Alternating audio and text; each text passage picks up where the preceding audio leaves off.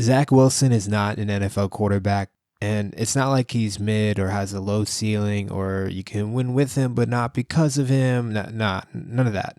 He's just straight up not an NFL caliber player. He misses throws that no other quarterback in the NFL would miss, and he does this like almost weekly. He has no pocket presence, awful accuracy, and shows no promise reading the field.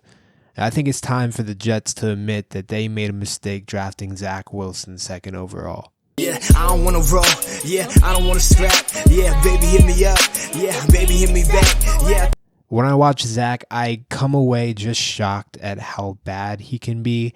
And I truly don't mean to insult the kid personally or tear down the Jets for drafting him.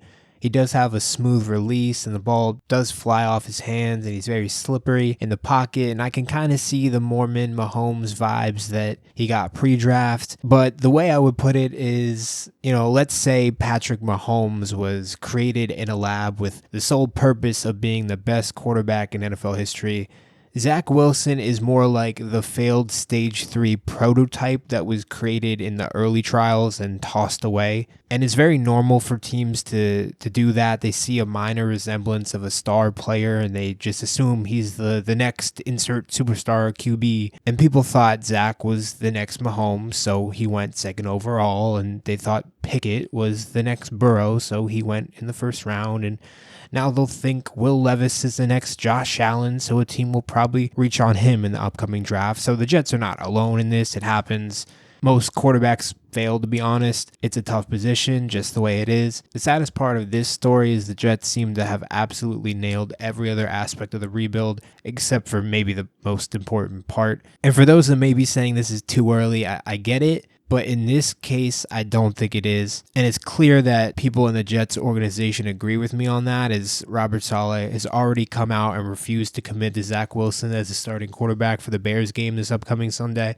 So it's not just me overreacting to a bad game. This has been building up for a while. And look, you don't want to get too boggled down in stats, but Zach is not in a bad situation. He's had a good running game most of the year. His play calling is good enough. He has Garrett Wilson, Elijah Moore, Corey Davis, Denzel Mims to throw to. He doesn't have to do much to win games because the defense is so elite, and he has won some games, but he's also just tossed multiple games away. He's currently last in completion percentage, second last in passer rating, and his passer rating is so low that if you added 20 interceptions to fellow AFC East quarterback Tua Tagovailoa's stat line, Zach would still have a worse passer rating than Tua. And Zach was also last in completion percentage and last in passer rating his rookie year too. So he has shown no improvement in my opinion. He tricked some people into thinking he was improved because he won some games early in the year, but it's mostly because he had Breece Hall and the defense to lean on and the team barely attempted passes. They actually routinely tried to avoid putting the ball in Zach Wilson's hands. It's kind of insane how Joe Flacco averaged 50 attempts per game, but when Zach came in, that number dropped all the way to 22 attempts per game. It's blatantly obvious the team does not trust him, did not trust him, and honestly, it's pretty obvious to see why.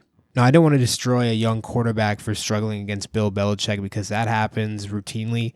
But many of Zach's bad plays don't even have anything to do with the defense. He literally misses screen passes. His mechanics are maybe the worst that I've seen, and his decision making is debatably even worse than that. Right here, this play makes me question if he is an NFL level talent. He's got a clean enough pocket and a wide open receiver, and he just airmails it, and it goes right to McCourty, and he got lucky that it was dropped. But you just don't see this type of awful throw very often. You just don't. This is egregiously bad accuracy, and look how awful his footwork is. His body is pointed the wrong direction, his feet are a mess, and he just whips the ball like he didn't care about the outcome. Look, you can make mistakes, you can struggle against good teams, but there's just no way to defend a play like this, and they happen way too often. And beyond just some of the physical talent issues that show up on the field, he makes some horrible decisions pretty consistently. He doesn't throw the ball away enough when he should, he misses open receivers, and he throws just some of the worst interceptions you'll see, and oftentimes it's just hard to watch. He's a very elusive athlete, but he can never make a play out of the pocket and is the worst quarterback against pressure. He's got a gifted arm, but he's often wildly inaccurate and cannot consistently hit open receivers. After watching this Patriots game, I was almost certain that Zach was not the guy. But then in the press conference after the game, Zach's comments made me absolutely positive that he was not a professional quarterback. When he was asked straight up, did he feel like he let the defense down? Mind you, this was in a game where he threw for 77 yards, scored 3 total points, and generated 2 yards of total offense in the second half. And his response was one word: no. He took no responsibility. I've seen quarterbacks apologize to their team after wins or after games where they played well but the team lost.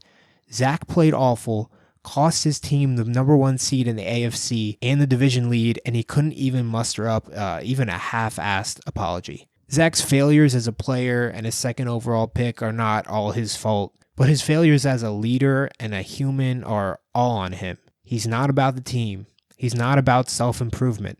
He makes excuses for mistakes, he blames others, and he has completely turned his team against him. Everything about Zach Wilson is a red flag, and I believe the Jets should get out while they still can and just admit what many of us already know, that Zach Wilson is not an NFL quarterback.